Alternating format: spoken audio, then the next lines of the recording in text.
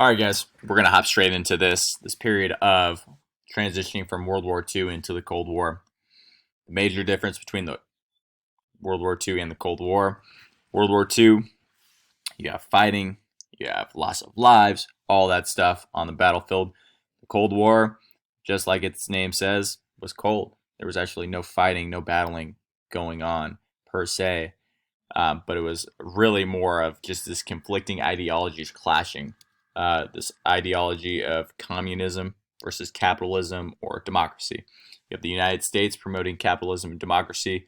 You have the Soviet Union promoting communism. So you'll see these nations clash for about 50 years.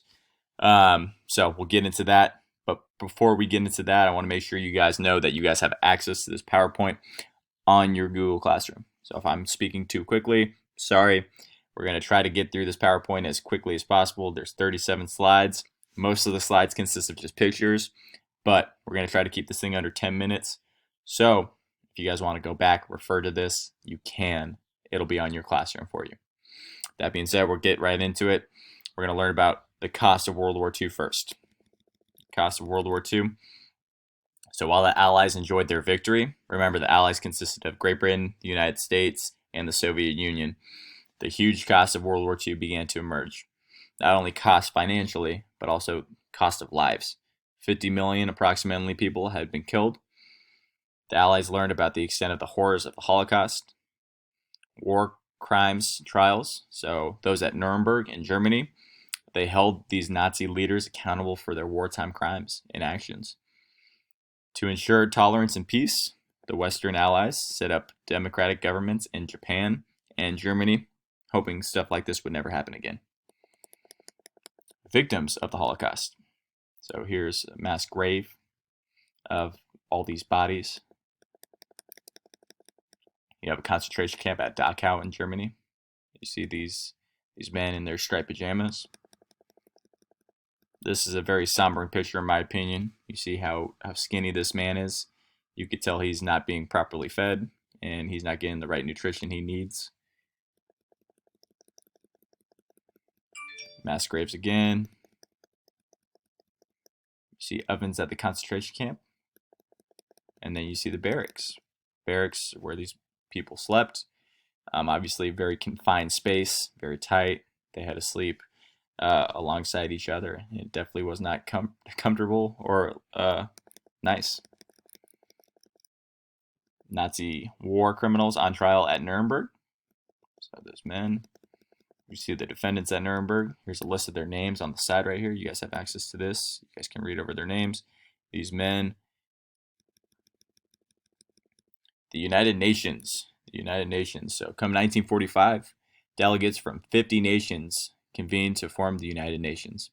The United Nations, under the UN Charter, each member nation had one vote in the General Assembly. There's a smaller Security Council, which has great powers. Its 5 permanent members are the United States, Russia, formerly known as the USSR, Britain, France, and China. Each has the right to veto any decision. Agencies of the UN have tackled many world problems, from disease to refugees. Here's a flag of the United Nations. You have its headquarters out in NYC, New York. And then here's another picture, United Nations General Assembly. Flags of Security Council nations. Here's the Security Council. And we hop straight into Cold War. So, conflicting ideologies soon led to Cold War. The Cold War refers to a state of tension and hostility between the United States and the Soviet Union between 1946 and 1990. Democracy versus communism. That's an important point right there. Democracy versus communism. The leader of the Soviet Union at the time was Joseph Stalin. He wanted to spread communism into Eastern Europe. He also wanted to create a buffer zone of friendly countries as a defense against Germany.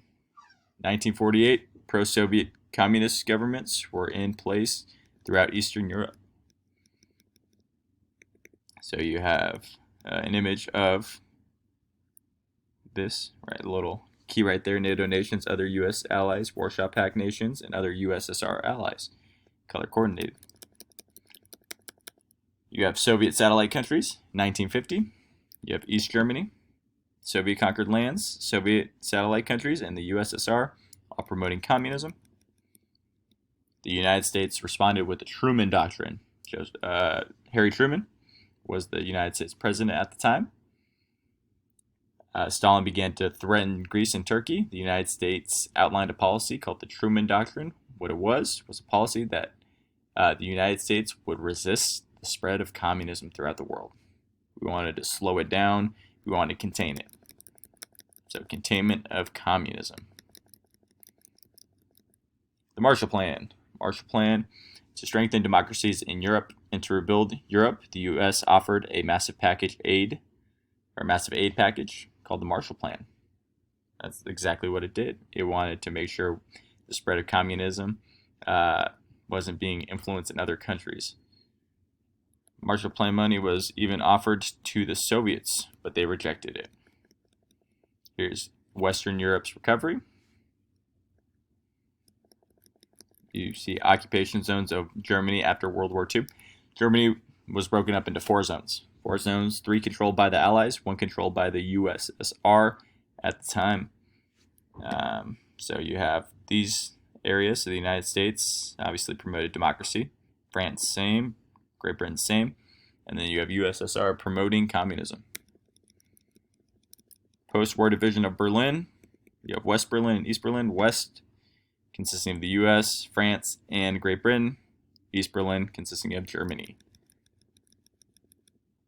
The picture. So we have the Berlin blockade. Western attempts to rebuild Germany triggered a crisis over the city of Berlin. The Soviets controlled East Germany, which surrounded Berlin.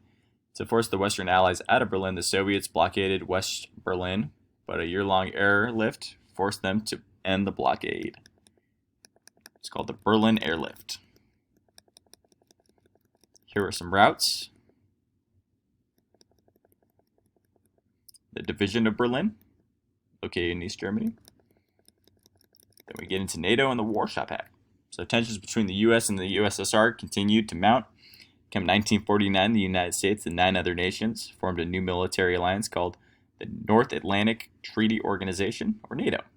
The Soviets responded by forming the Warsaw Pact in 1955, which included the Soviet Union and 7 Eastern European satellite nations controlled by the USSR. Here's NATO logo and member flags. NATO countries. So it's color coordinated again.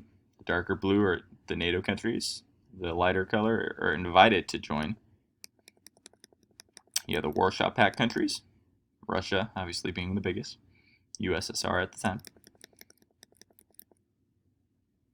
Cold War. So you have NATO versus Warsaw Pact countries. The end. So we covered a little bit about the Cold War. We're going to get more into that throughout the rest of the semester. You guys are going to be working on your Chapter 14, Section 5 reading guide. It goes along with your book. This PowerPoint will also help you answer some of those questions. If you have any questions, you can always email, call, whatever you guys need to do to get in contact with us. We're more than happy to help you out. I hope this was helpful.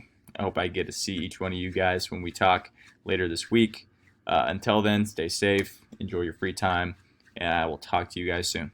Take it easy, guys.